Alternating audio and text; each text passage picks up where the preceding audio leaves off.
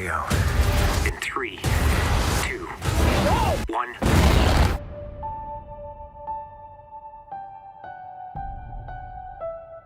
여러분들, 탑건 매버릭은 정말 장난이 아닌 영화였는데요. 이번 영화의 한 줄 평을 해본다면 레전드였던 탑건 1편을 뛰어넘어 버렸다는 말로 정리할 수 있을 것 같습니다. 탑건 1편의 오마주와 100배는 업그레이드된 도그파이트 씬들을 본 저는 탑건 뽕을 치사량으로 맞고 어두컴컴한 영화관에서 혼자 미친 사람처럼 쪼개고 말았는데요. 이번 영상에서는 이전의 노스포 리뷰와 다르게 탑건 매버릭에 대한 스토리와 스포가 가득 담겨있는 리뷰를 해드리겠습니다. 그러면 탑건 매버릭 리뷰 시작하겠습니다. 결론부터 말씀드리자면 아마 전투기가 등장했던 이때까지의 모든 영화들, 그리고 앞으로 나올 모든 영화들을 싸그리 통틀어 가장 완성도 높은 영화가 될 것 같고, 이러한 전투기들을 보는 매버릭이 활용 점정을 찍어주시는 그런 영화였습니다. 먼저 영화 초반에 SR-72 다크스타 등장씬의 감상평을 말씀드리기 전에 관련 스토리를 간략하게 설명드리겠습니다. SR-72의 개발이 취소될 거라는 청천벽력 같은 소식을 듣게 된 매버릭은 이를 공식화하러 오는 케인 제독이 도착하기 전에 선빵을 치며 무단으로 다크스타를 발진시키게 되는데요. 이 때문에 원래라면 2달 뒤에 예정되어 있던 마하 10에 곧바로 도전하는 무모한 짓을 벌이게 됩니다. 저는 이렇게 투스타를 쌩까는 장포대의 패기와 비행의 진심인 매버릭의 모습을 보여준 것도 좋았지만, 마하 10이라는 미친 속도의 다크스타를 우주에서 바라보는 장면에서 마치 우주에 도전해왔던 인류의 역사에 대한 한편의 다큐멘터리를 보는 듯한 웅장함이 느껴졌는데요. 또한 마하 10을 돌파하고 나서도 속도를 계속 올리다가 기체를 박살내며 추락하는 모습에서는 탑건 1편 때의 교관을 상대로 어떻게든 이겨먹으려고 하다 뒤치기를 당했던 매버릭이 연상되어 환갑이 다 돼가지만 정신연력은 아직 탑건 1편 때의 아새끼 그대로인 그의 모습이 반가웠습니다. 참고로 케인 제독의 머리 위를 야루듯이 지나가는 장면은 실제로는 F-18을 이용하여 촬영한 장면에 CG를 덧대어 만들었다고 합니다. 다음으로는 영화의 주인공인 F-18 슈퍼호넷인데요. 많은 분들이 동의하실 거라 생각하지만 영화관의 음향 효과와 절묘하게 어우러지는 기절하여 돌아가실 정도의 어마어마한 장면들을 마구마구 쏟아내줍니다. 처음에 매버릭이 아새끼들을 상대로 골려먹는 헤드온 상태의 도그파이트 장면, 아새끼들이 매버릭이 세운 훈련을 어려워하자 숙련된 조교의 시범을 보여주며 그의 위대함과 싸가지 없음을 동시에 보여주는 장면, 그리고 적의 기지에 저공 침투를 하며 능선을 넘어갈 때 보여주는 스플릿S 기동까지 정말로 전투기 게임인 DCS에서나 볼 수 있는 그런 장면들이 끊임없이 펼쳐지며 마치 VR 게임을 하고 있는 듯한 느낌도 받았는데요. 정말로 장난이 아니고 전투기가 좌우로 기동할 때에 덩달아 좌우로 몸을 흔들고 있는 자신의 모습을 발견할 수 있을 겁니다. 참고로 스플릿S 등의 전투기의 고기동에 대한 과학적 지식에 대한 설명은 너무나 이과스러울 것 같아서 별도의 영상을 제작 중이오니 관심 있으신 분들은 시청해주시면 감사드리겠습니다. 그리고 많은 분들께서 놀라셨을 F-14 등장씬에 대해 말씀드려야 할 것 같은데요. 괜찮아요? 많이 놀랬죠? 이미 2019년에 공개된 1차 예고편의 마지막 장면에서 F-14가 등장했을 때부터 밀리터리 매니아들 사이에서는 이란의 알리켓의 떡밥을 차용했을 거라는 분위기가 지배적이었고, 실제로 그 예상은 적중하였습니다. 영화에서는 탑건 1편 때처럼 적국의 이름을 밝히지는 않지만 핵 개발을 시도하고 있다는 점, F-14를 가지고 있다는 점을 비추어 보았을 때 이란을 모티브로 했다는 것은 의심할 여지가 없어 보이는데요. 다만 주요 배경이 설산이고 마찬가지로 이름은 밝히지 않지만 누가 봐도 러시아의 5세대 전투기인 수호이 57이 등장한다는 점을 고려했을 때 러시아의 요소도 가미된 것으로 보입니다. 참고로 F-14에 대한 내용은 루스터와 매버릭과의 관계와도 밀접하게 관련되어 있기 때문에 조금 이따가 같이 다시 설명드리도록 하겠습니다. 결론부터 말씀드리자면 터미네이터 2편만큼의 완성도 높은 후속편이었다고 평가할 수 있을 것 같습니다. 먼저 탑건 1편의 오마주가 정말 지려버리는데요. 이미 예고편을 통해서도 많은 오마주 장면들을 확인할 수 있듯 정말 오마주의 퍼레이드라고 해도 과언이 아닙니다.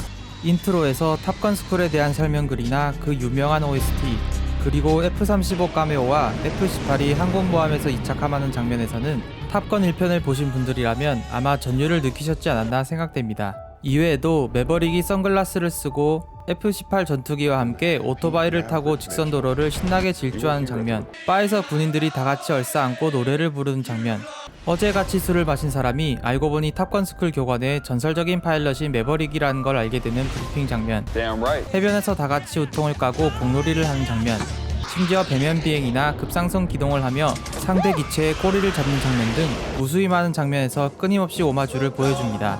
또한 탑건 1편의 내용을 계승하지만 신규 팬들도 부담없이 즐길 수 있도록 각색한 내용들도 다수 있었는데요. 매버릭은 탑건 1편 이후에 탑건 스쿨 교관으로 부임하게 되지만 결국 수개월 만에 그만뒀다는 점, 죽은 친구인 구스의 아내 캐롤과 아들인 루스터와 계속 교류를 하며 지냈었지만 캐롤의 유언으로 루스터의 입대를 3년 동안 막다가 사이가 틀어지게 됐다는 점, 탑건 1편에서 대사로만 잠시 등장했던 페니 벤자민이 매버릭의 새로운 연인이 된다는 점, 아이스맨이 사성 제독이자 매버릭의 강력한 후원자로 다시 등장한다는 점 등이 있었습니다. 그 중에서 저는 매버릭과 아이스맨 그리고 매버릭과 루스터의 관계가 인상적이었는데요. 이에 대해 구체적으로 리뷰를 해드리겠습니다. 먼저 실제로 아이스맨을 연기한 발 킬머가 후두함을 앓고 있다는 것을 극중의 아이스맨에게도 설정하여 배우의 인생을 아이스맨을 통해 표현한 것 같은 점이 좋았습니다. 그리고 아들과 같이 여기는 루스터를 생환이 어려울 수 있는 작전에 참여시킬지 말지에 대해 갈등하는 매버릭에게 더 이상 과거의 일에 연연하지 말라는 조언을 컴퓨터 화면으로서만 보여주는 장면이 있는데요. 이때는 매버릭 혼자서만 대사를 이어나가기 때문에 매버릭 스스로가 아이스맨을 거울 삼아 자아 성찰을 하는 듯한 부분도 좋았습니다. 또한 헤어지기 전에는 아이스맨이 아픔을 참으며 육성으로 매버릭에게 말을 거는데요. 해군과 아새끼들에게는 매버릭이 필요하다는 말을 조언해준 뒤 누가 더 나은 파일럿인지 장난인 듯 아닌 듯 긴가민가한 대사를 치는 장면에서는 매버릭과 아이스맨의 30년이 넘는 세월 동안의 우정과 라이벌 의식이 함축되어 있는 것 같아 좋았습니다. 그리고 뭐니뭐니 해도 탑건하면 역시 F-14 톰캣이죠. 저는 이 기체의 등장 장면이 너무나 반가웠는데요. 감상평에 앞서 관련 스토리에 대해 짤막하게 설명해 드리겠습니다. 핵시설 폭격 임무에는 성공했지만 적의 지대공 미사일 세례를 받게 된 매버릭과 아새끼들은 플레어를 터뜨려가며 필사적으로 버텨보는데요. 하지만 결국 루스터를 구하기 위하여 매버릭이 대신 몸빵을 하고 추락을 하게 되고 곧이어 루스터도 매버릭을 구해주는 와중에 추락하게 되어 사이좋게 손잡고 낙동강오리알 신세가 됩니다. 하지만 다행히도 적의 경납고에 F-14 전투기가 주기되어 있다는 사실을 이미 임무 브리핑을 통해 알고 있던 둘은 폭격으로 어수선해진 틈을 타 F-14를 탈취하는 데 성공합니다. 저는 이 장면에서 톰 크루즈와 톰캣의 따블뽕을 맞고 너무나도 기쁜 나머지 잠시 정신이 혼미해져 버렸는데요. 루스터와 매버릭이 자신의 목숨을 버릴 각오를 하며 도와주는 모습과 콤비를 이루어 F-14에 탑승하는 모습에선 탑건 1편에서 안타깝게 사고사한 구스와 매버릭의 못다 이룬 우정이 생각나 눈물이 핑하고 쏟아졌습니다.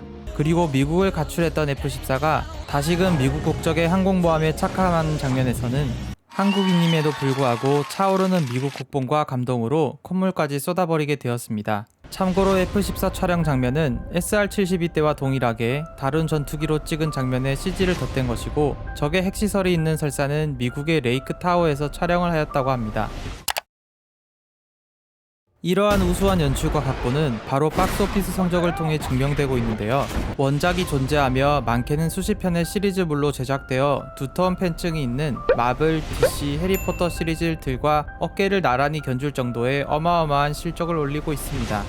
실제로 톰 크루즈는 한 매체와의 인터뷰에서 탑건 후속편에 대한 얘기는 탑건 1편 개봉 당시 때부터 계속 있어 왔지만 후속편에 걸맞는 각본이 나올 때까지 기다렸다고 말한 적이 있는데요. 영화를 보고 난 저는 그의 말이 레알이었다는 걸 느꼈습니다. 참고로 탑건 1편의 토니 스캇 감독과 톰 크루즈는 2012년에 후속편의 구체적인 사항을 논의하기 위해 회의를 하기로 했었다고 하는데요. 하지만 감독의 사회자 사건 때문에 제작 논의가 무산된 적이 있었다고 합니다. 그래서인지 영화의 엔딩 부분에서는 토니 스캇 감독에 대한 헌사를 보여줍니다. 그리고 이전의 영상에서 탑건 매버릭의 중국 개봉 무산으로 인해 매버릭의 재킷 등장 패치가 원래대로 돌아왔다는 것을 말씀드린 적이 있는데요. 사실 요 근래의 할리우드 영화들은 중국 시장에서 어떻게든 개봉해 보려고 눈치를 너무 심하게 본 나머지 억지스러운 스토리나 등장인물 그리고 과도한 PPL까지 정말로 어이가 상실되었던 작품들이 많았었죠. 그런 의미에서 이번 영화는 액션은 물론 각본까지 훌륭했던 8, 90년대의 할리우드 액션 영화의 화려한 귀환의 스타트를 끊었다고 할 수 있는데요. 이유는 조금 다르지만 옆 동네 마블의 MCU에 속해 있는 영화들도 거의 1년 넘게 중국 개봉이 이루어지지 않고 있다는 점을 고려해 보았을 때 아마 이런 기조는 과속화되지 않을까 싶어 개인적으로는 환영하는 바입니다. 그리고 혹시 탑건의 비하인드 스토리 등에 대한 영상도 댓글의 링크와 함께 추천 영상으로서 영상의 마지막에 게시해 드릴 테니 시청해 주시면 감사드리겠습니다. 이번 영상은 여기까지인데요. 궁금한 점이 있으시면 댓글로 남겨주시고 저는 또 다른 영화 리뷰로 다시 찾아뵙겠습니다. 이번 영상이 마음에 드셨다면 구독과 좋아요 부탁드리겠습니다. 구독 2번 누르면 안 돼요.